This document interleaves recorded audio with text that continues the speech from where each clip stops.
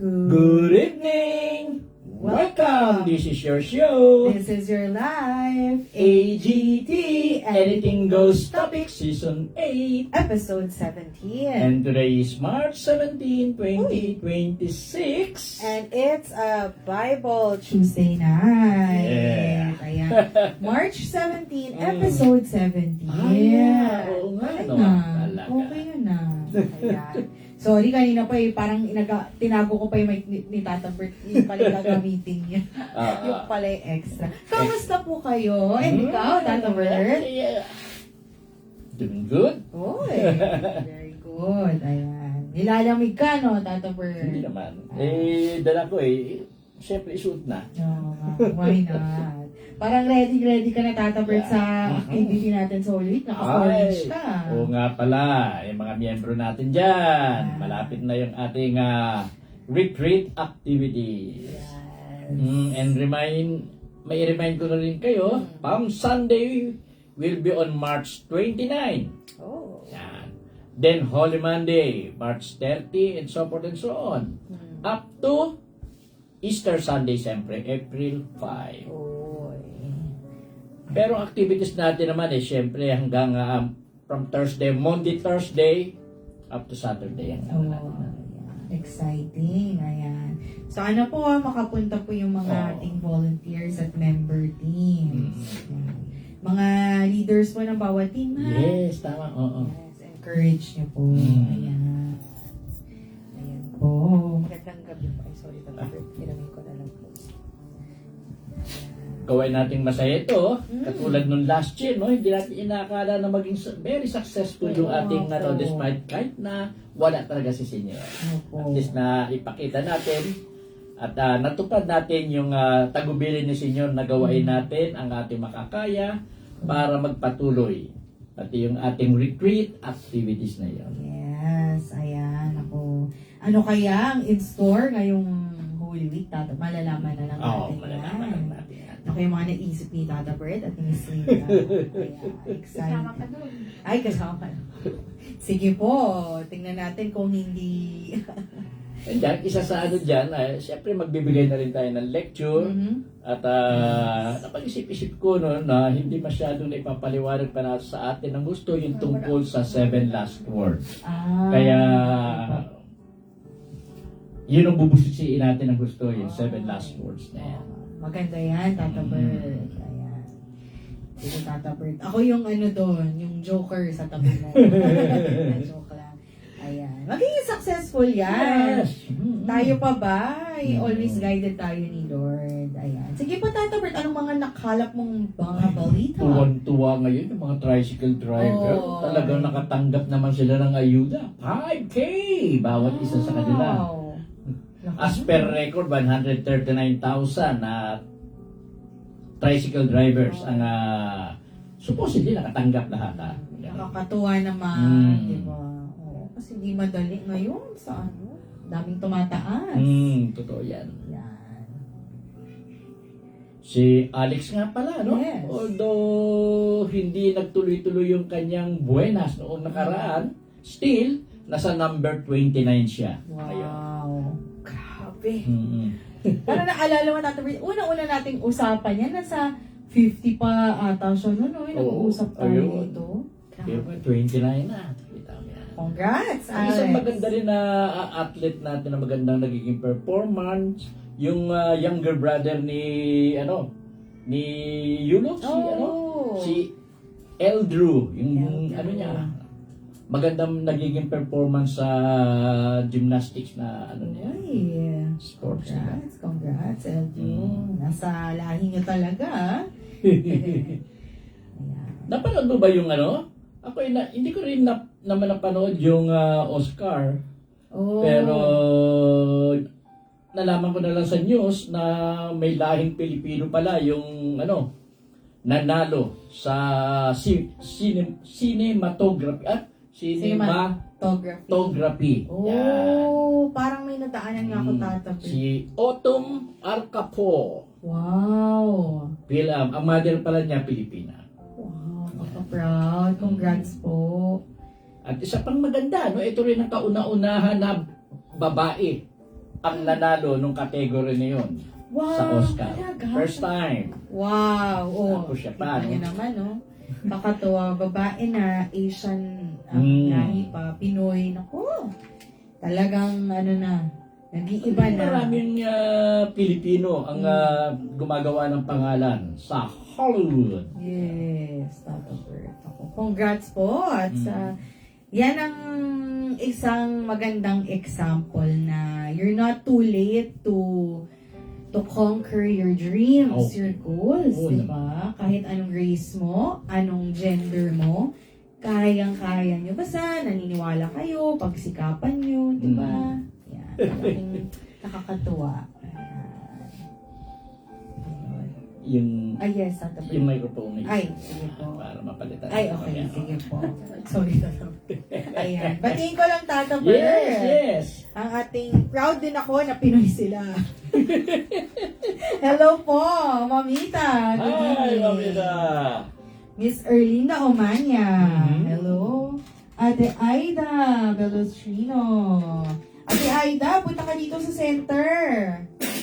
Dito ka na magpagamot. Huwag ka na tumpik-tumpik. Oo. Baka magbayad ka pa sa ospital. Lola Judy. Hello, hello. Kuya Joseph. Hi, Joseph. Ano kaya, ilang degrees po kaya yan dyan, Kuya Joseph, ang lamig? Kasi dito sa Maynila, ang lamig na po eh. Eh, lalo sa Tagaytay, Etik. Then sa Bicol, Isabela, yes. Grabe. Grabe. Umuulan-ulan pa na araw doon. Umuulan-ulan pa. Sa Baguio din. Anyway, matatapos na rin naman yan dahil ika nga, yung amihan mawawala na rin naman Probably baka Friday siguro. Na-enjoy natin eh. Na-enjoy. Kahit saglit, naranasan natin. Ganun lang eh. Tita Belen, hello. And Tita Helen, kamusta po kayo? Ayan. Sa lagay na to sa 9 viewers and mukhang balita mula sa Sabado wala naman nagpa-pray-over, Tata Bert. Wala naman nga pangyayari nung Sabado. Na-enjoy natin. Salamat ang marami sa birthday celebrant. Yan.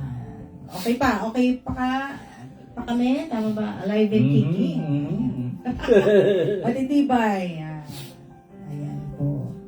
Sabi pa ni Ate Aida, dito po malamig din sa Cavite. Yan. Nasa Cavite pala siya ngayon. Oo nga pala dahil nagte-take care siya doon sa biyanan niya. Okay. Siyang nag-aalaga.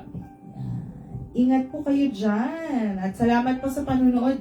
Salamat po. Dahil Bible Tuesday po tayo ngayon. Yes. Nasa libro pa rin po tayo ni Ezekiel. At naputol tayo doon sa episode 9 na yun. 9, no? Hindi naman naputol. Natapos rin natin pero hindi natin masyado na ipaliwanag. Mamaya sasabihin ko po yung paliwanag sa kanila. Ay, sige, Tata Bert. Sige po. Pero anuhin ko na rin ito, Tata Bert, chapter 10, tapos iyahan mo na lang. Hindi, bago na lang yan. Bago ka mag-ano. Okay. Mag-start na ba tayo? Sige po, Tata Okay, Bert. sige. Doon sa chapter 9 kasi, no, medyo nagtaka lang kasi ako, yung parang nagbigay pa ng instruction ng Diyos na patayin yung mga nandoon sa templo na iyon, no? Inaral ko ng gusto, yung pala naman, parang dinidepict lang yung mga pangyayari na yun. Dahil sa sobrang grabe ng kasalanan kasi ng mga tao noon na nandoon, sobra din ang galit ng Diyos. Na parang iniutos niya pero hindi naman ganun ang ibig sabihin noon. Hindi naman ganun, oo. Sa tindi lang talaga ng galit ng Diyos, kaya ganun. Opo. Nasasabi mo. Yung pong pahabol na paliwanag doon sa chapter 9. Yes. Okay. Maraming salamat, Tata Bert, kasi syempre, pakaiban ka to, bakit ganun? Bakit ganun ang Diyos? Kahit ako nagtaka, kaya ako, titignan ko muna kakaralin ko. Yun. Ayan. Thank you so much, Tata Bert, sa pagsaliksik. Ayan. Dito na po tayo sa chapter 10. Ayan. Okay. Pagbasa mula sa libro ng Ezekiel, chapter 10. Umalis sa templo ang kaluluhatian ni Yahweh. Tumingin ako sa ulunan ng mga kerubin at may nakita kong parang trono na waring yari sa Safiro. Sinabi ni Yahweh sa lalaking nakasuot ng telang lino, pumunta ka sa gitna ng mga gulong na umiikot sa ibaba ng kerubin. Dumakot ka ng baga at isabog mo sa buong lunsod. Gayon nga ang ginawa ng lalaking nabanggit. Noon, ang mga kerubin ay nasa gawing timog ng templo. Pagpasok ng lalaki sa patio sa loob, ito'y napuno ng makapal na ulap. Ang kalulhatian ni Yahweh ay umalis sa may kerubin at lumipat sa pagpasok ng templo. Napuno rin ito ng ulap at ang buong patio'y nagliwanag sa kalulhatian ni Yahweh. Ang pagaspas ng pakpak ng mga kerubin ay dinig hanggang sa patio sa labas. Wari ugong ng tinig ng makapangyarihang Diyos. Nang sabihin nga niya sa lalaking nakadamit ng lino na siya'y kumuha ng baga sa gitna ng mga gulong sa ibaba ng mga kerubin, pumunta ito at tumayo sa tabi ng isang gulong. Ang isa sa mga kerubin ay dumakot ng baga na nasa kanilang kaligitnaan at ibinigay sa lalaki. At ito'y umalis. Ang mga kerubin ay may mga tila kamay nga ng tao sa ilalim ng kanilang mga pakpak. Nang ako'y tumingin, nakita kong may isang gulong sa tabi ng bawat kerubin. Ang mga gulong ay kumikislap tulad ng topas.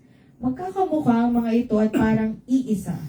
Sila'y nakababaling kahit saan. Hindi na kailangang pumihit. Saan man gumawi ang nasa unahan, sumusunod ang iba nang hindi na pumipihit. Ang kanilang katawan, likod, kamay, pakpak, pati mga gulong ay puno ng mata. Ang mga kerubin ay tigi-isang gulong, at ang tawag sa kanila ay mga umiikot na gulong. Bawat kerubin ay tiga-apat ang muka. Kerubin, tao, leyon, at agila. Ang mga kerubin ay tumayo. Ito rin ang mga nilalang na buhay na nakita ko sa may ilog Kebar. Ayun nga. Paglakad ng mga ito, lumalakad din ang mga gulong. Pagtaas ng mga ito, tumataas din ang mga gulong. Pagtigil nila, tumitigil din ang mga gulong. Pagtaas ng isa, sunod ang ikalawa, pagkat iisa ang nagpapagalaw sa mga nilalang na buhay at sa mga gulong. Ang kalulhatian ni Yahweh ay umalis sa may pagpasok ng templo at nagpunta sa may ulunan ng kerubin. Lumipad ang mga kerubin kasama ang mga gulong at tumigil sa may pintuan ng templo sa gawing silangan. Nasa ulunan pa rin nila ang kalulhatian ng Diyos ng Israel. Ang mga ito ay siya ring apat na nilalang na nakita ko sa may ilog Kebar at nalaman kong sila'y mga kerubin. Sila'y tiga-apat ang muka at tiga-apat din ang pakpak at may mga tila kamay sa ilalim ng kanilang mga pakpak. Ang mukha nila'y tulad din ng nakita ko sila sa may ilog Kebar. Kung saan gumawi ang isa, ay doon din ang iba.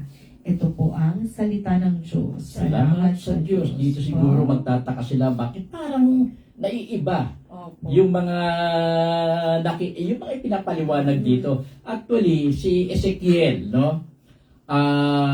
Kasama siya noong una, kasama siyang bihag ng mga Babylonia, kasama siya nung hari, si Sedekias. Kasama siyang dinala sa Babylonia. At ayun nga, bihag sila doon. Nung nasa Babylonia na sila, si Sedekiel, si Ezekiel, si Ezekiel ay kinausap ni Yahweh. Isa siyang propeta. Ano kasi siya pari at propeta. Kinausap siya doon. At sinabi nga sa kanya na siya ang tutulong para maipaliwanag sa mga naging bihag na Hudyo sa Babylonia. Kaya ang ginawa noon, si Ezekiel na nasa Babylonia noon bilang bihag ay dinala uli. Parang spiritually, kinuha siya uli ng mga anghel sa utos mismo ni Yahweh at ibinalik sa Juda. At doon, ipinakita sa kanya yung mga mangyayari pa. Yung mga mangyayari pa At isa sa talagang medyo nagimbal si Ezekiel, yung palang temple o yung Holy of Holies na itinayo para kay Yahweh, may mga secret na kwarto doon na hindi alam ni Ezekiel at ng ibang mga tao, na may mga seremonyas at ritual din palang ginagawa para sa mga Diyos-Diyosang sinasamba ng ibang tao. At doong galit na galit si Yahweh. At kaya nga parang pumapayag na rin si Yahweh na magiba talaga yung templo dahil sa napakalaking pangbabastos na ginawa sa kanya ng mga taga-Juda na iyon. Biro mo, tinayuan siya ng templo. At marami ang nagpupunta roon at nagpipray para sa kanya. And then may mga nakatago palang lihim na kwarto pala doon na may mga Diyos-Diyosan na nandoon at nagdadasal din doon yung mga taong namamahala sa templo. At eto nga, dito, marinig niyo siguro dito, may mga kerubin. Yes. Doon sa binasa ni Anje, may mga gulong at kung ano-ano pa. Yan po ay bahagi, no, ng kaluwalhatian ng Diyos. Ano to parang ipinapakita sa kanya yung mga bagay-bagay at yung mga tungkol sa kerubin, yung may mga gulong, yung may mga kung ano-anong suot, base sa kung paano naintindihan ni Ezekiel yung ipinapakita sa kanya ni Yahweh ng Diyos. Kaya ganyan magtataka kayo, parang iba yung dinidepict dito ng mga itsura ng kerubin at parang at bakit may gulong pa na sumasabay sa mga kerubin at kung ano-ano pa. Basta yan, bahagi po yan ng kaluwalhatian ng Diyos. At kung ano man, yung parang kahit na kayo naguguluhan, bakit ganon, sa totoo lang, base kasi yan sa kung ano yung nakikita ni Ezekiel. Base yan sa papaano ikinikwento yung mga bagay-bagay. Ganun po yun. Kaya wag po kayo maguluhan. Si Ezekiel po ang pagbintangan natin ng gusto dito. Bakit ganun? Nakapagtataka talaga bakit ganun nga yung mga itsura, yung mga nakikita niya. Paano niya pinipicture ng ganun yun? Basta siya nakakakita Ang importante dito, alam niya kung ano yung pinapakita sa kanya ni Yahweh na siya namang sasabihin niya later on sa mga Israelita na bihag sa Babylonia. Yan. Biro mo, bawat kerubin ay tig-aapat ang mukha. Kerubin, tao, leon, at agila. Yan. Ang mga kerubin ay tumayo. Ito rin ang mga nilalang na buhay na nakita raw niya sa ilog Kebar. Pagdating kasi niya sa Babylonia, nagpunta siya sa ilog Kebar. At doon niya unang nakita si Yahweh. Doon unang nagkaharap sila ni Yahweh. At doon sinabi sa kanya na siya ang tutulong kay Yahweh para magsabi sa mga taga-Babylonia sa mga bagay na mangyayari. Kung ano ang mangyayari talaga sa Jerusalem at sa templo. Nung panahon na ito, hindi pa Yun. Nawasa kasi yung templo na yun yung pangatlong buhos ng atake ng Babylonia. Doon nawasak ng gusto. Kaya yung mga pinapakita rito kay Ezekiel, hindi pa nangyayari yun. Saka parang yun nga tatabertin yung kaluwalhatian. Parang yan, hindi doon na describe ni Ezekiel, di niya lang din ma-explain, di ba? Yun nga, Parang hindi niya may paliwanag bakit ganun Grabe no. Pinapakita talaga ng Diyos na ako talaga, totoo ako. Diba? Hindi naman niya kasi tinanong ang Diyos bakit ganun yun? Bakit hindi siya nagtanong Basta kung ano na yung nakikita niya, yun ang sinasabi niya. Kumbaga, pinakita din na, yung paniwala ni Ezekiel, hindi na nagtanong. Okay na po. Okay. Thank you po. Ayan. Dumako na po tayo sa chapter 11. Ayan. Sa mga gusto po manood ng replay, meron po nung nakaraan sa Facebook po and sa YouTube. Ayan. Chapter 11, pinatay ang masasamang pinuno. Pagkatapos, dinala ako ng espiritu sa pintuan ng templo sa gawing silangan. May 25 tao roon, kasama si Jaazanias na anak ni Azur at si Pelasya na anak ni Benayas. Sila'y mga pinuno ng bayan. Sinabi sa akin ni Yahweh, Ezekiel, anak ng tao, sila ang nagpupunla ng masamang kaisipan sa lungsod na ito. Sinasabi nila sa mga tao na hindi na dapat magtayo muli ng mga bahay sapagkat ang syudad na ito ang matibay na tanggulan. Kaya magpahayag ka laban sa kanila. Ano muna, paliwanag ko muna yan, no? Sige po. Ito kasi yung mga tao, no, nagdudunong-dunungan. Meron na kasing binigyan o nagbigay na ng warning, ng advice ang Diyos kung ano ang dapat nilang gawain.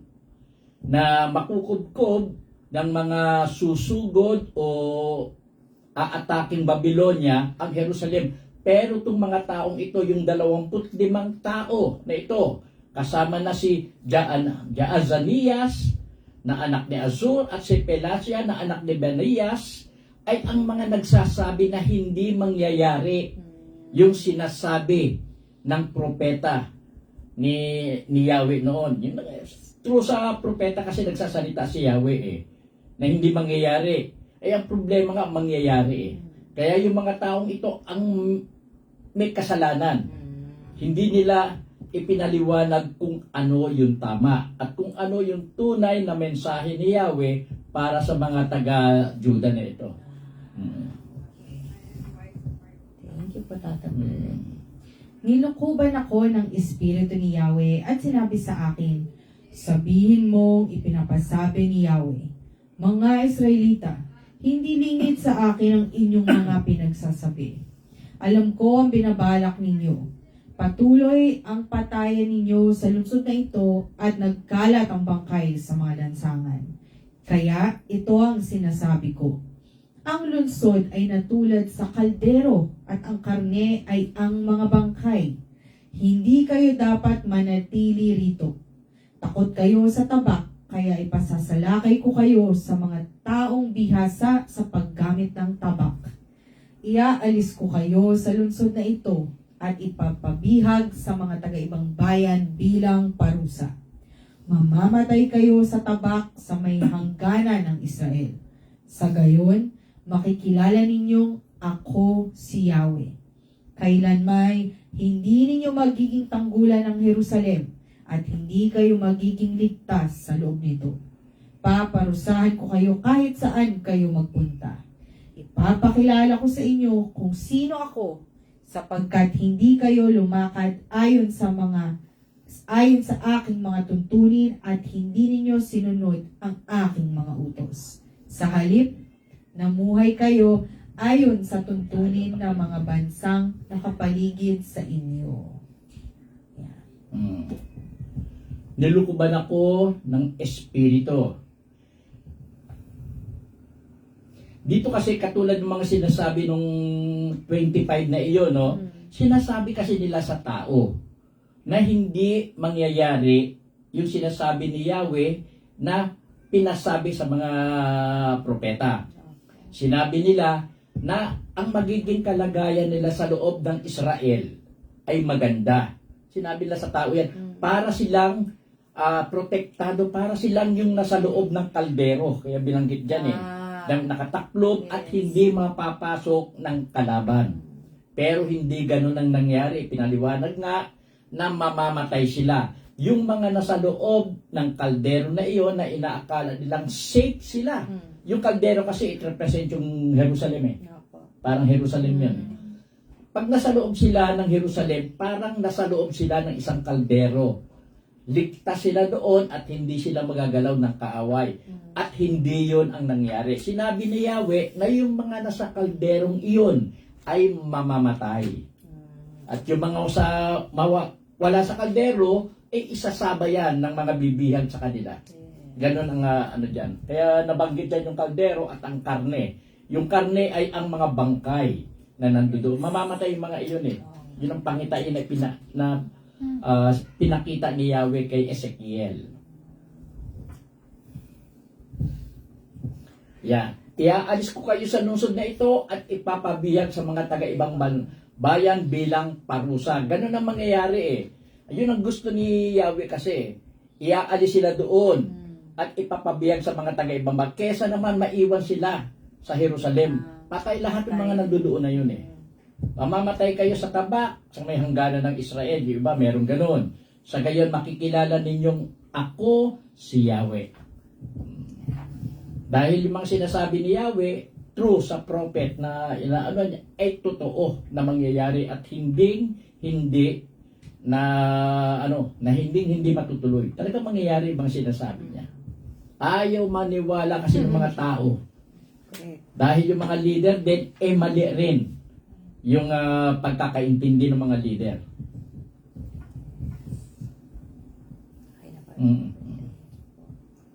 So parang nadamay na rin yung mga taong naniniwala sa kanila, no? Yung naniniwala kay Sa mga salita nila. Yung mga hindi, nabihag yun eh. Naligtas yun. Kasama yun sa mga dinala sa Babylonia. Yan. Katulad ni Ezekiel, dinala sila sa Babylonia eh. Ang kaibahan lang, yung hari niya na si Sedekias, na kasama namatay yun. Dahil tumakas yun eh. Tumakas yun. Di ba na may butas na ginawa na din ayun. Nahuli yun. Tumakas yun eh. Yan. Kasi di sila nakinig na magpabihag. Yun ang ginawa niya Sedekias. Tumakas kasi siya eh. Nahuli. Yun. Ay. Tuloy pa natin verse 13. Okay. Nang kasalukuyan akong nagpapahayag, patay na bumagsak si Pelasya. Yan. Dahil dito'y tumatangis akong nagpatira pa. Itinanong ko, Panginoong Yahweh, uubusin mo rin ba ang natitira pang Israelita? Muling titipunin ang mga natirang Israelita. Sinabi sa akin ni Yahweh, Ezekiel, anak ng tao, ang mga kapatid mo at mga dinalang bihag tulad mo, ang buong sambahayan ni Israel ay pinagsabihan ng mga nakatira ngayon sa Jerusalem ng lumayo kayo kay Yahweh. Ang lupaing ito ay binigay na sa amin. Kaya ganito ang sabihin mo sa kanila. Pinangalat ko sila sa iba't ibang dako, kaya maaari nila akong sambahing pansamantala saan man sila napatapon. Sabihin mo na muli ko silang titipunin mula sa mga bansang kinatapunan nila at ibibigay kong muli sa kanila ang lupain. At pagbalik nila roon, aalisin nila ang mga kasuklam-suklam na mga bagay roon. Bibigyan ko sila ng bagong puso at bagong espiritu. Ang masuwayin nilang puso ay papalitan ko ng pusong masunurin upang lumakad sila ayon sa aking mga tuntunin at sumunod sa aking mga utos. Sa gayon, magiging bayan ko sila at ako ang kanilang magiging Diyos. Ngunit pagbabayarin ko ang mga gumawa ng karumal-dumal at kasuklam-suklam na bagay. Ito ang sabi ng Panginoong Yahweh. Yun. Good. Muling titipunin ang mga natirang Israelita. Ayun nga, sinabi ni Yahweh kay Ezekiel, dahil nagtanong nga rin si Ezekiel, bakit ganun lahat ba naman ng tao ay uubusin niya? Sinabi naman ni Yahweh kay Ezekiel na hindi, may mga taong dadalahing bihag. At mapapalayo talaga siya, mapupunta sa ibang bayan, at doon, maninirahan. And then later on, darating yung panahon na muli silang ibabalik ni Yahweh sa Jerusalem, tutulungang muling maitayo yung kanilang bayan, at tulungang muling mamuhay ng maayos. Yun naman ang pangako ni Yahweh. Ang problema, yung iba ay nagmarunong na hindi mangyayari yun. Kaya gano'n, nagkandamata yung ibang tao na yun. Lumayo kayo kay Yahweh. Yun na sinabi pa nga nila nung iba doon sa mga tao Lumayo kayo kay Yahweh. Ang lupain ito ibinigay na sa amin. Yun ang sabi nila sa mga taong dinalang bihag. lumayo kayo kay Yahweh. Nagmamayabang pa yung iba. Kaya ganun nangyari sa kanila, ibinigay sa kanila, kaya nagpaiwan sila sa Jerusalem. Ang kaso nga, patay sila lahat. Kaya ganito ang sabihin mo sa kanila, pinangalat ko sila sa iba't ibang dako, kaya maaari nila akong sambahin pansamantala saan man sila napatapon. So binibigyan sila ng pagkakataon ni Yahweh dyan, na mapatapon man sila sa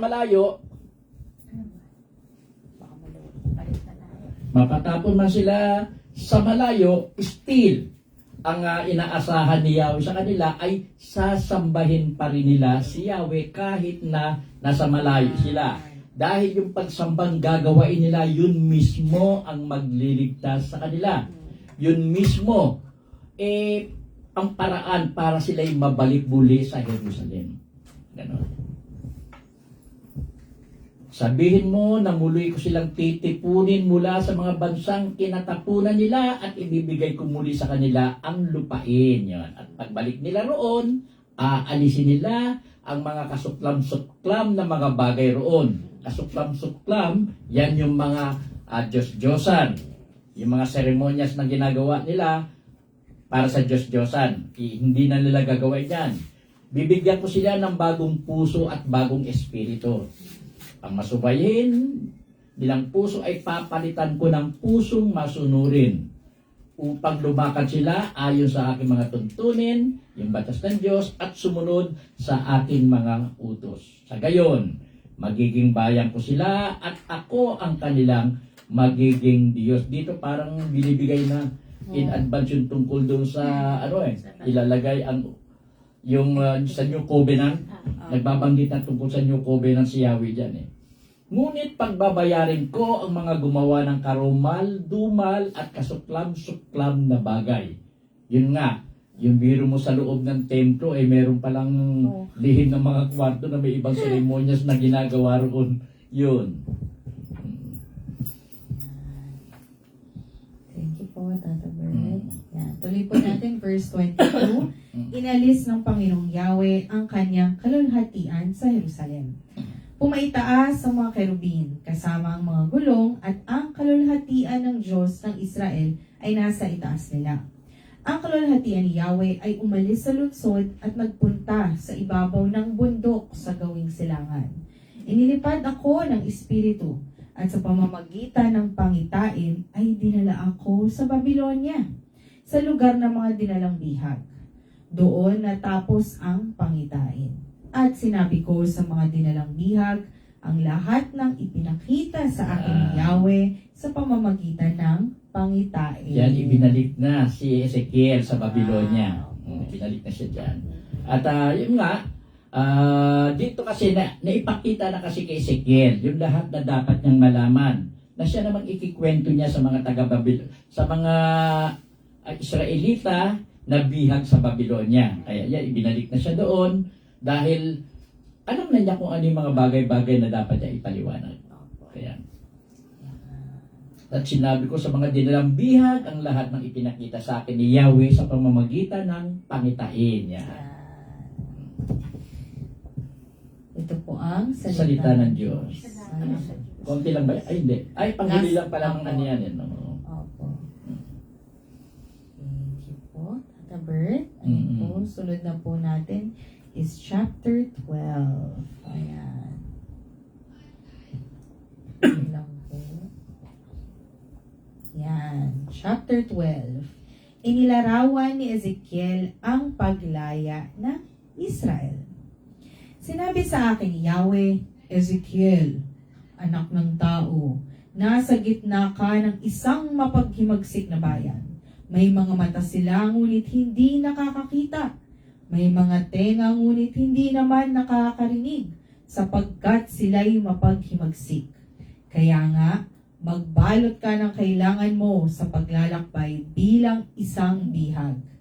Bago dumating ang gabi, maglalakad ka sa lansangan ng nakikita nila at baka sakaling makaunawa sila sa kabila ng pagiging mapaghimagsik na lahi.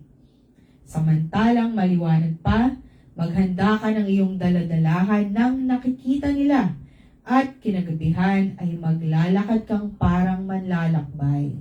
Pagkatapos, bumutas ka sa pader at doon ka magdaan. Pasanin mo ang iyong daladalahan at lumakad kang nakikita nila.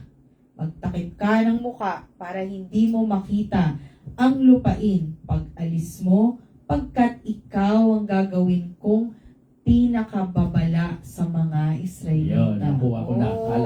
Dahil dito sa sa pader. Pader. Dito kasi inutusan ni Yahweh si Ezekiel na magtalukbong na parang magdamit na tatakas siya. Para Paring dating. ipinapakita niya yung ginawa ni Sedekias. Dahil hindi alam ng mga tao yun Opo. Yung nangyari kay Opo. Sedekias So ipinakita niya yung ginawang mali ni Sedekias. Bago dumating ang gabi, maglalakad ka sa lansangan ng nakatalukbong Opo. para hindi siya makilala Ganun ang ginawa ni Sedekias Nakikita lahat, baka sakaling makaunawa sila sa kabila ng pagiging mapaghimagsik na lahi. Ibig sabihin, yung hari nila hindi maganda yung ginawa. Yeah. Iniwan sila, kaya gano'n, no?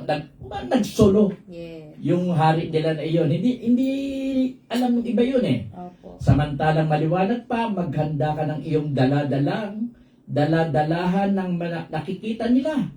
Yung bang ipapakita yung mga gagawain niya na yun ng paggaya sa nangyari kay Sedekias, parang ipapakita niya ng sa mga tao. Para malaman ng mga tao kung ano yung nangyari sa hari. Samantalang maliwanag pa, kinagabihan ay maglalakad kang parang manlalakbay. Pagkatapos, bumutas ka sa pader at doon ka magdaan. Ganon ang ginawa kasi ni Sedekias Pasanin mo ang iyong daladalahan at lumakad kang nakikita nila. Nakikita ng mga Magtakip ka ng mukha para hindi mo makita ang lupain. Pag alis mo, pagkat ikaw ang gagawin kong pinakababala sa mga Israelita. Yan. Siya ang babala daw, huwag gagawain yung ginawa ni Sedekias na yun. Tatakas. Opo. Galing no? Ano pala? Yun ang yung Yes. butas. Yun ang ginawa ni Sedekias Ayan. Tuloy pa natin verse 7. At ginawa ko ang lahat ayon sa utos sa akin. Nang araw na iyon, naghanda ako ng aking madadala bilang isang takas. Kinagabihan, sa pamamagitan lamang ng aking mga kamay, bumutas ako sa pader at nagpatuloy sa paglalakbay na nakikita nila habang pasan ko ang aking mga daladalahan. Kinaumagahan, sinabi sa akin Yahweh, Ezekiel, anak ng tao, hindi ba't itinanong sa iyo ng mapaghimagsik ng mga Israelitang yaon kung ano ang iyong ginagawa? Sabihin mo sa kanila na ipinapasabi ko, ang pahayag na ito ay para sa pinuno ng Jerusalem at sa buong Israel. Sabihin mo ang ginawa mo ay pinakababala sa gagawin sa kanila. Ayan. Itatapon sila at ipapabihag. Pagdilim, papasanin ng pinuno ng Jerusalem ang kanyang daladalahan at tatakas sa pamamagitan ng butas sa pader. Galing, tama, tatamert. Oo nga. Magtatakip siya ng kanyang mukha para hindi niya makita ang lupaing iiwan niya. Tatakasan sila Oo, grabe na. Iiwan yung mga tao niyo. Ngunit, susukluban ko siya ng lambak. Huhulihin ko siya at dadalhin sa Babylonia kung saan doon siya mamamatay nang hindi ito nakikita. Ang mga nasa sakupan niya ay pangangalatin ko sa lahat ng dako, ang kanyang mga lingkod at buong hukbo. Ang mga ito'y uusigin ko sa pamamagitan ng tabak. At kung mapangalat ko na sila sa iba't ibang lugar, makikilala nilang ako si Yahweh. Ngunit may ilan akong ititira sa kanila para saan man sila mapunta ay maikwento nila ang kasuklam-suklam nilang gawain. Sa gayon, makikilala nilang ako si Yahweh. Yan, kita mo yung ginawa niya. Sample. Ang galing, no? Talagang, kumbaga sa may tawag dyan yung gano'n na yung pangyayari, ano yun, yung mga krimen na, ano?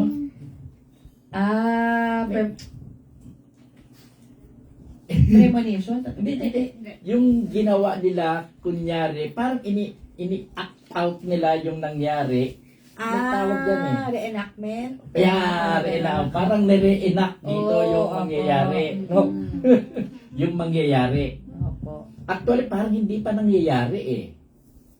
Kaya pinakita sa kanila yung mangyayari na ano na yun, nagagawain ng kanilang hari. Bilang iiwan niya yung mga tao.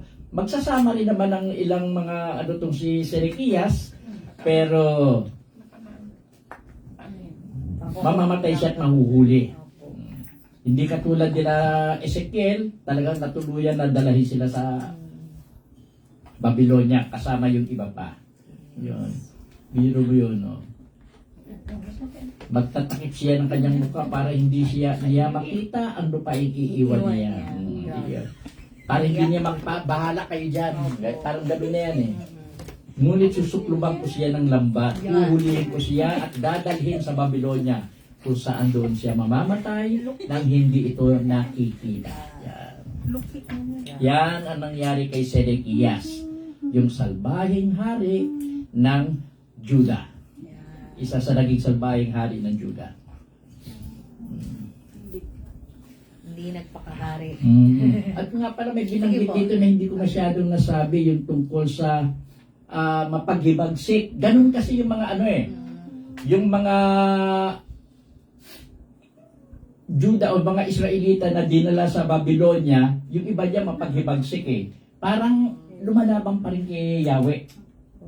Parang hindi pa rin sila ano kay Yahweh. Napasama lang talaga doon. Pero later on, nagbago lang ano niyan eh. Kaya mapaghimagsik. Okay, pwede na. Thank you po, Tata Bert. Tuloy po natin sa verse 17. Ang palatandaan ng panginginig ng propeta. Sinabi sa akin ni Yahweh, Ezekiel, anak ng tao, manginig ka sa takot habang kumakain at umiinom. Sabihin mo sa kanila, pinapasabi ng Panginoong Yahweh sa mga Israelita, kakain kayo at iinom ng nanginginig sa takot.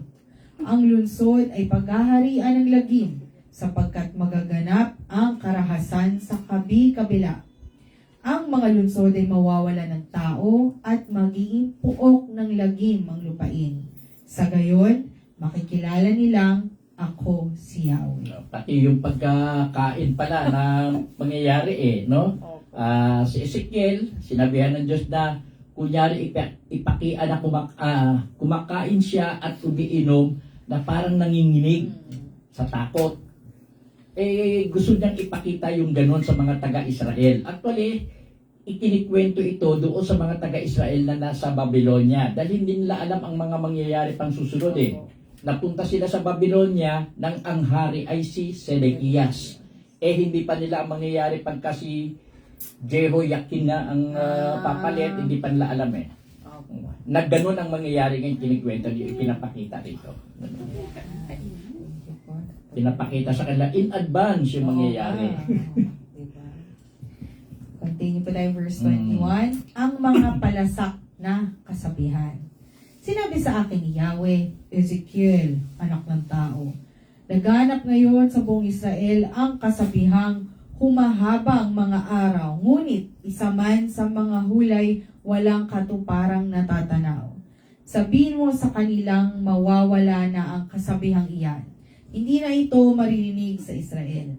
Sabihin mo ring malapit nang matupad ang lahat ng inihayag sa kanila. Mula ngayon, mawawala na ang maling pagpapahayag sa sambayanang Israel. Akong si Yahweh ang magsasabi ng dapat sabihin. Hindi na magtatagal, mga Israelitang mapaghimagsik, at mangyayari sa inyong kapanahunan ang lahat ng aking sasabihin. Yan, dito naman ang usap-usapan kasi sa Israel na hindi naman nagkakatotoo. Yung mga pinasabi ni Yahweh sa propeta. Tumatagal ang panahon, wala naman nangyayari eh. Ganun ang ano. Pero sinabi naman ng ni Yahweh nga na pag sinabi ko mangyayari yan.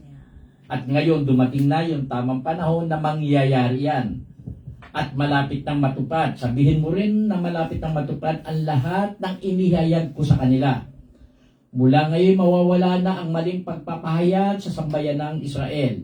Haba kasing nagsabi si Yahweh through sa propeta ng mangyayari, although may matagalan bago nangyari, may mga false prophet naman nagsabi na hindi mangyayari iyon.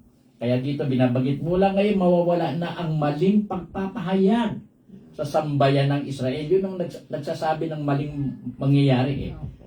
Akong si Yahweh ang magsasabi ng dapat sabihin. Hindi na magtatagal. Mga Israelitang mapaghimagsik. Yung mapaghimagsik yan ang mapagkatwiran. Hindi naniniwala halos sa kay Yahweh. At mangyayari sa inyong kapanahunan ang lahat ng aking sasabihin.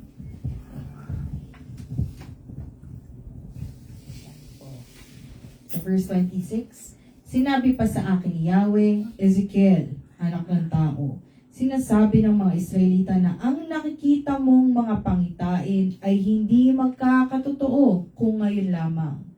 Magtatagal pa raw bago mangyari ang inihahayag mo ngayon. Kaya, sabihin mo sa kanilang ipinapasabi ko, isa man sa mga sinabi ko'y hindi maaantala.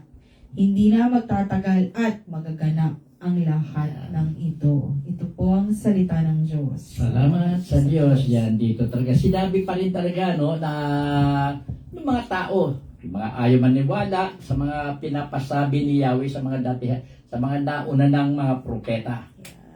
Na hindi rin magkakatotoo yung ganun. Pero sinabi naman ni Yahweh na magkakatotoo yan. Sabi ng iba kasi nagtatagal pa bago mangyari yan, kaya hindi nila pinapansin.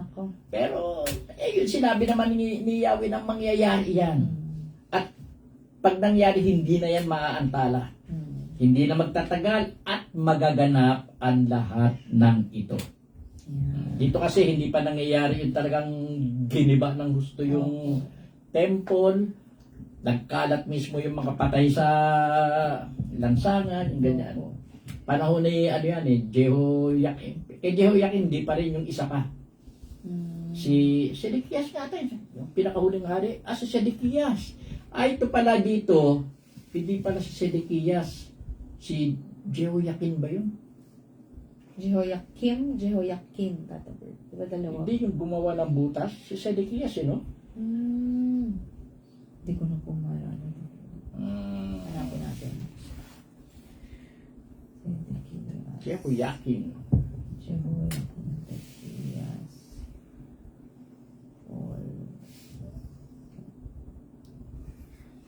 Hole in the wall. Zedekias cave. Ayan. Dalawa kasi yan eh. Sedekias, tsaka yung isa eh, mabait-bait yung isa eh. Sedekias. Si Sedekias yung huling hari ng Judah pala eh. Ganun. Tama. Siya yung tumakas nga doon sa butas na yun. Ayan po.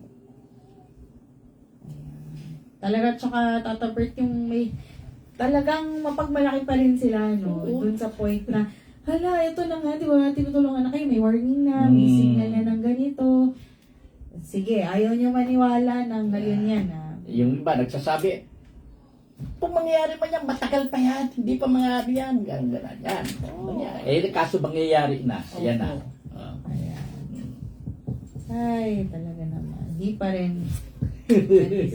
Ito, Tata Bert, tingin mo pa kaya natin mag-13? Ikaw. Ayan. Pwede po? Pwede. Para hindi tayo mabitin. Pero kayang next na, ayan. Tuloy pa natin, chapter 13. 13. Although hanggang 12 lang tayo, i-13 na raw. May oras pa naman. Ang pahayag laban sa mga bulaang false prophet. Yan.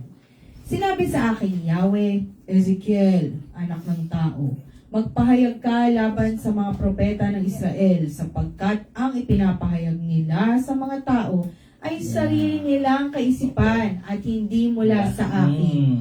Sabihin mo sa kanilang makinig sa mensaheng Yahweh. Ito ang pinapasabi ng Panginoong Yahweh. Kaawa-awa ang kalagayang sasapitin ng mga propetang nagpapahayag ng sariling kaisipan at hindi ang mula sa akin. Bayang Israel, ang iyong mga propeta ay parang mga alamid sa mga puok ng lagim.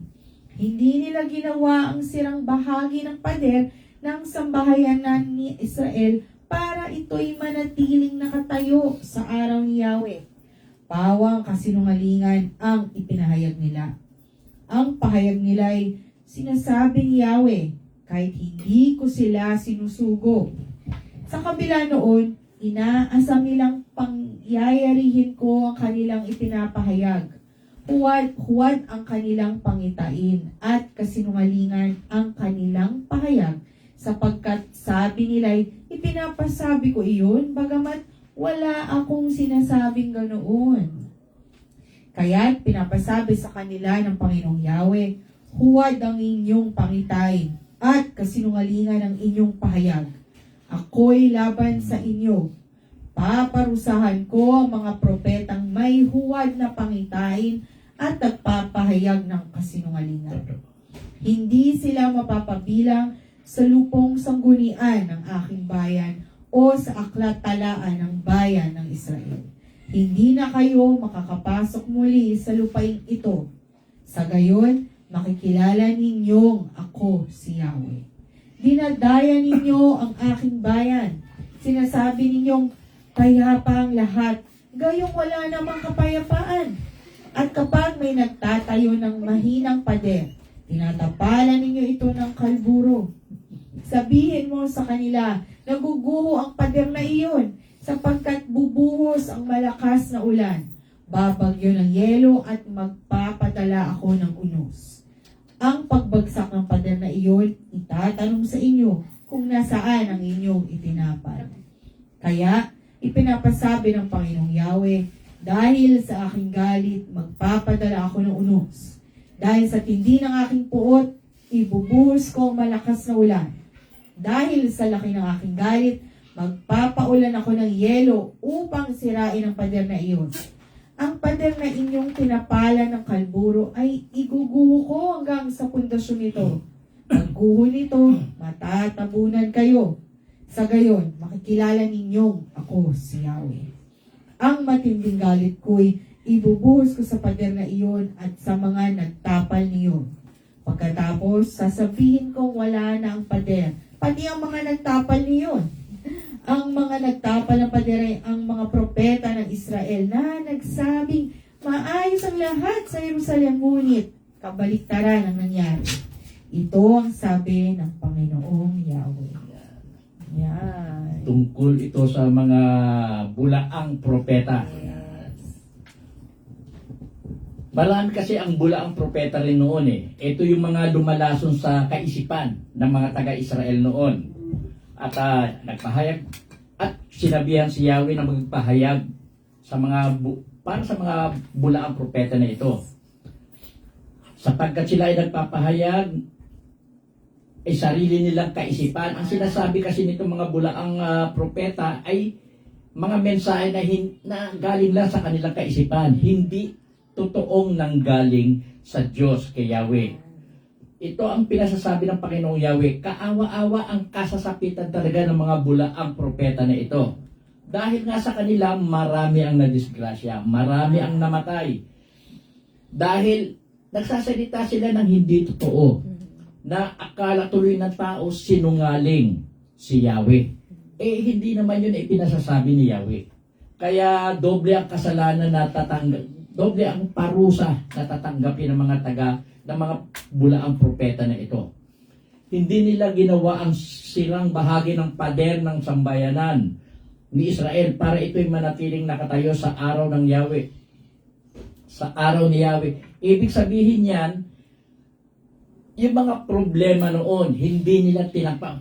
Yung mga sinabi nila na mali, hindi nila tinapalan. Yun ang bahagi ng pader ng sambayanan para maging matatag saan na yung Israel. Para ika nga hindi maging dahilan yung maling sinabi ng mga propeta na iyon para madisgrasya yung mga tao, pati na yung lungsod na iyon. Dapat, kung nagsalita man sila ng mali, dapat sinabihan na kagad, pinapala nila. Yan. Ang problema, pinagtapal nila rito, kalburo o apog o kung ano-ano man na madali ring magiba. Hindi rin ika nga nakapagbibigay ng solidong proteksyon para sa tao. Yan. Kaya pinasabi sa kanila ng Panginoong Yahweh, huwag ang inyong pangitain at kasinungalingan ang inyong pahayag. Yung mga sinasabi ng bulaang propeta, ako'y laban sa inyo. Sabi ni Yahweh, paparusahan ko ang mga propetang may huwad na pangitain at nagpapahayag ng kasinungalingan. Hindi sila mapapabilang sa lupong sanggunian ng aking bayan o sa aklat talaan ng bayan ng Israel. Kumbaga sa hindi lalabas ang pangalan nila. Pagka ganun ang ginagawa kasi, isang malaking, sa pagkatao ng isang, hindi ka lalabas sa istorya kung ano yung accomplishment mo. Dinadaya ninyo ang aking bayan. Sinabihan ninyong payapa ang lahat, gayong wala namang kapayapaan. At kapag may nagtatayo ng mahinang pader, tinatapalan ninyo ito ng kalburo. Yun nga, yung mga pagsisinungaling nila, mahinang pader ang tawag doon. Pag nabubuko, tinatapalan lang nila ng kalburo. Kumbaga sa hindi rin matibay na pantapal. Sabihin mo sa kanila, nagbubuho ang pader na iyon sapagkat bubuhos ang malakas na ulan na ang may dala, ang nagpadala ay si Yahweh. Babagyo ng yelo at magpapadala ako ng unos. At pagbagsak ng pader na iyon, itatanong sa inyo kung nasaan ang inyong itinapal. Yun. Kontraktista na pala dyan. Kaya pinapasabi ng Panginoong yan, dahil sa aking galit, magpapadala ako ng unos. Dahil sa tindi ng aking puot, ibubuhos ko ang malakas na ulan. Dahil sa laki ng aking galit, magpapaulan ako ng yelo upang sirain ang pader na iyon, yung kasinungalingan na sinabi ng mga bulaang propeta. Ang pader na inyong tinapalan ng kalburo ay iguguho ko hanggang sa pundasyon nito. Pagguho nito, matatabunan kayo. Yung mga nagsinungaling, matatabunan sila. Sa gayon, makikilala ninyong ako, si Yahweh. At doon, makikilala nila na katotohanan ng mga sinabi ni Yahweh. Ang matinding galit ko ibubuhos ko sa pader na iyon at sa mga nagtapal niyon. Yung nagtapal niyon, yung mga bulang propeta yan. Pagkatapos sasabihin kong wala na ang pader, pati ang mga nagtapal noon. Ang mga nagtapal ng pader ay ang mga propeta ng Israel na nagsabing maayos ang lahat sa Jerusalem, ngunit kabaligtaran ang nangyari. Ito ang sabi ng Panginoong Yahweh. Yan. Dito po nagmula ang fake news. Totoo. Sila ang pinakahaligan. Ayan. Tuloy po natin verse 17. Ang pahayag laban sa mga babaeng bulaang propeta. Ang sabi ni Yahweh, ngayon, Ezekiel, magpahayag ka laban sa mga kababayan mong babae na nagpahayag ayon sa kanilang sariling isipan. Ganito ang sabihin mo sa kanila, kahabag-habag ang mga babaeng bumibihag sa kalooban ng mga tao sa pamamagitan ng pulseras nila sa kamay at belo sa ulo ayon sa lahi ng tao. Binibihag ba ninyo ang kalooban ng aking bayan para sa inyong kapakinabangan? Ginawa ninyo ako ng malaking kalapastangan sa harap ng aking bayan sa pamamagitan ng kaunting harina at ng durog na tinapay. Sa pamamagitan ng inyong pagsasabi ng kasinungalingan sa mga mahilig makinig ng kasinungalingan, pinapatay ninyo ang dapat mabuhay at binubuhay ang dapat mamatay. Kaya nga'y pinapasabi ng Panginoong Yahweh, nasusuklam ako sa mga pulseras ninyong may salamangka para mabihag ang kalooban ng mga tao. Hahablutin ko iyan sa inyong mga kamay at palalayaing tulad ng ibon ang isipan ng mga taong nabihag ninyo. Hahaltakin ko rin ang inyong mga belo at palalayain ko ang aking bayan mula sa inyong kapangyarihan. Hindi na ninyo sila masasakop. Sa gayon, makikilala ninyong ako si Yahweh. Tinakot ninyo mga matuwid dahil sa inyong kasinungalingan at pinalakas ninyong loob ng masasama para lalong magpatuloy sa kanilang kasamaan. Kaya naman, hindi na ninyo makikita ang huwad ninyong pangitain at hindi na ninyo magagawang magpahayag ng inyong mga kasinungalingan. Ililigtas ko mula sa inyong kapangyarihan ang aking bayan at malalaman ninyong ako si Yahweh. Ito po ang salita ng Diyos. Ito, ibang klaseng bula ang propeta naman to, babae. Pero ito, hindi lang nagsasabi ng mali, gumagawa pa ng mali. Witchcraft. Ayun, salamangka. Salamangka.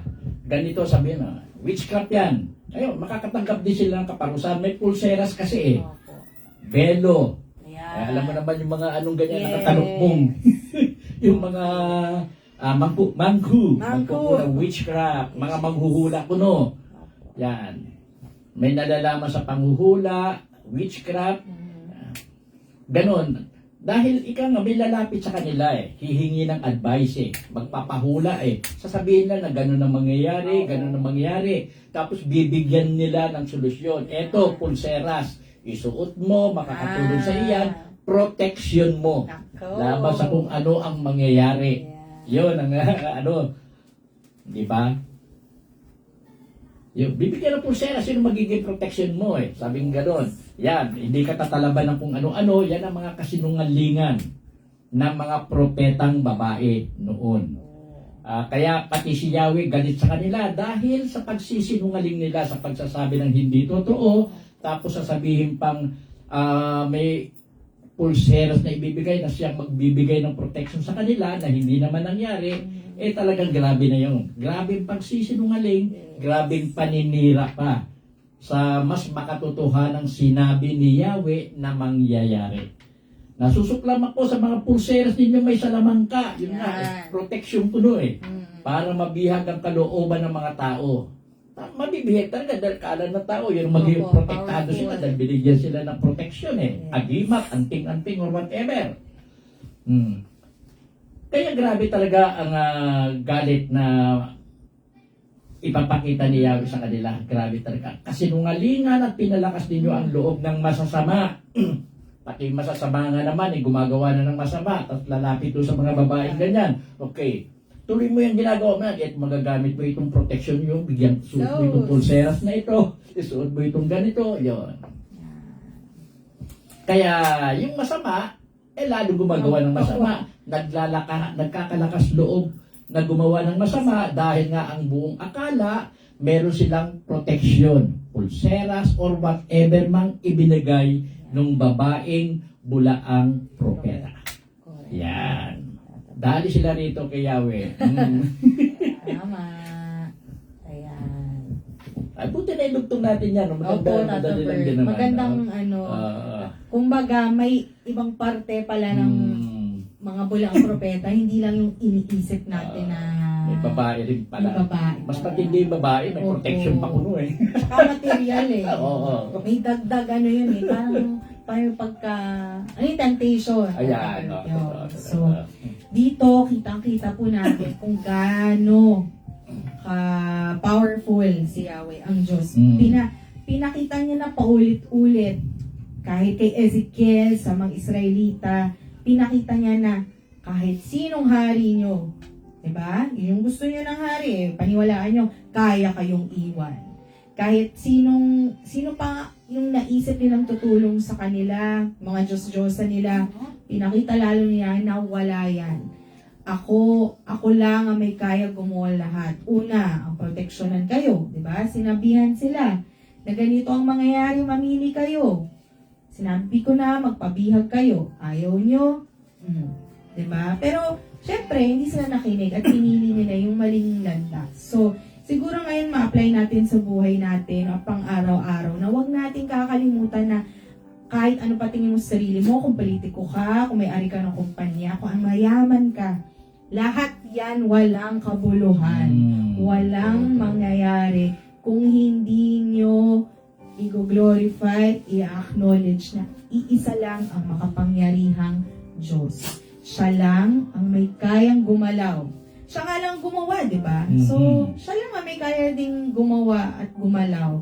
At yun, yung ginagawa ninyong mga maling desisyon, may katapat yan na parusa. Pero di ba, kung gusto niyo ng maganda at masaya at marangyang buhay, doon tayo sa tama, sa lahat ng tinuro ni Yahweh na tama. Isipin niyo ang tagal na nito, 100 years. Hanggang ngayon pala, natitigas pa rin po ulo natin ng mga Totoo, tao. hindi Diba? mapito. Hindi talaga. Kaya in-emphasize, anak ng tao. Anak lang tayo ng Oo, tao. totoo. Pero, sana bago tayo mawala sa mundo, magpakaanak tayo ng Diyos. Yun lamang po. Yan. Yun nga po, no? Dito parang ini-emphasize na sundin lang natin kung ano yung sinabi ng Diyos. Kung may utos mang sinabi ang Diyos, sundin lang din natin yung utos na yan at hindi tayo maliligaw. Nung panahon na ito ni Ezekiel, may mga bulaang propeta, may babae pa, na hindi lang bulang propeta, may witchcraft ang pinapractice. Sa totoo lang, sa modernong panahon ngayon, ang daming bulaang propeta. Gumagamit pa ng makabagong instrumento katulad ng AI, katulad ng yung mga panlulokong ginagawa ngayon, ginagamit pa sa pang-i-scam ng kanilang kapwa. Kita nyo na. Parang walang kaibahan sa mga ginagawa ng mga taong mandaraya, sinungaling at manloloko na nabuhay noong unang panahon. Meron pa rin ngayon. Bakit kanyo? Dahil yung tao po ay inililigaw rin niya ang kanilang sarili sa hindi pagsunod sa utos ng Diyos. Hindi po tayo maiingganyong sumunod sa mga bulaang propeta noon at ngayon kung susundin lang po natin ang utos ng Diyos. Hindi tayo maliligaw. Yun lang po dapat natin gawin. Salamat po sa inyong pakikinig. Napakaganda. Thank you, Tata Ber. Ganda na po ng binasa natin. At Totoo. mamaya, may online prayer vigil po, 10 o'clock. Sa mga gusto po manood ng replay, sa yung Anthony Rivera Facebook po, at na YouTube din po, Anthony Rivera-AGT. Sa mga gusto po malaman ang history ni Senyor at mga proyekto, anthonyrivera.com. And bukas po, Tata Ber. Bukas, 8 o'clock, meron na naman po tayong novena prayers. Most probably, pangungunahan ni Tita Hermian, no? And then, bago mag-healing, yung ating 178 lectures. At muli, yung mga miyembro, no? I-prepare nyo na yung inyong sarili para sa ating retreat activities. Salamat sa inyong pakikinig at magandang gabi po sa inyong lahat. Thank you po. God bless.